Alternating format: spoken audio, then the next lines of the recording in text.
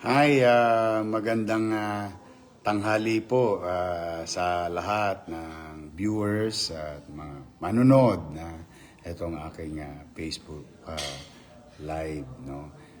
Ako po ay nag-live, particular na personal na makapagpasalamat po sa inyo, ka Eduardo V. Manalo, ang tagapagpamahalang pangkalahatan ng Iglesia ni Cristo, sa tulong po ninyo itong darating na halalan. Umasa po kayo, ka Eduardo at mga kapatid natin at ang ating mga mamamayan, mga batang Maynila, lalong-lalo na yung mga lolo't lola ko, mga nanay tatay ko, mga senior citizen, no? I love you, mga senior citizen. At siyempre, yung mga batang Maynila. Ka Eduardo at sa ating mga kapatid, pagbubutihan ko po.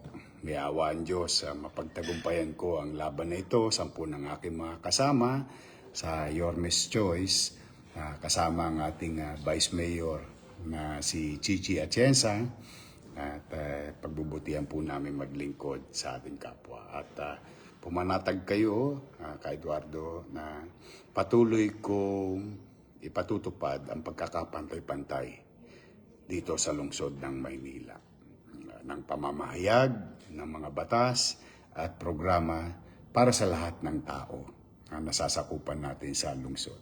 At ganoon din siyempre sa mga mamamayang dumadako sa lungsod ng Maynila upang sila'y mag-aral, maghanap buhay o magtrabaho. At pag-iigihan po natin, muli po nating lilinisin ang lungsod ng Maynila.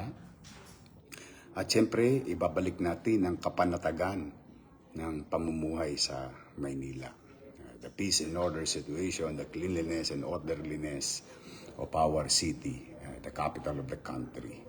In our own little way, with your help, to everyone who's watching, we can make Manila great again.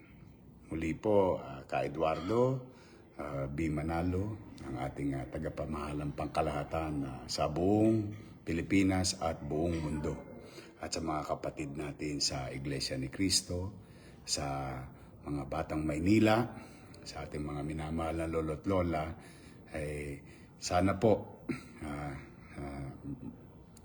sa tulong ninyong lahat, muli natin maibalik ang katanyagan ng ating minamahal na lungsod ng Maynila. Mag-iingat po kayo lahat. Taus-puso po ang aking pasasalamat, ka Eduardo.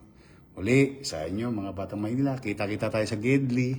May ilang araw pa, o sa mga nanay tatay ko, o kami patuloy na mag-iikot ni Chichi Atienza sa ating lungsod sa mga darating pang-araw.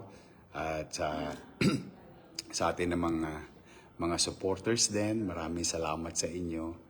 Mag-iingat kayo and God bless you all. Muli, see you soon. Manila, God first. Thank you po.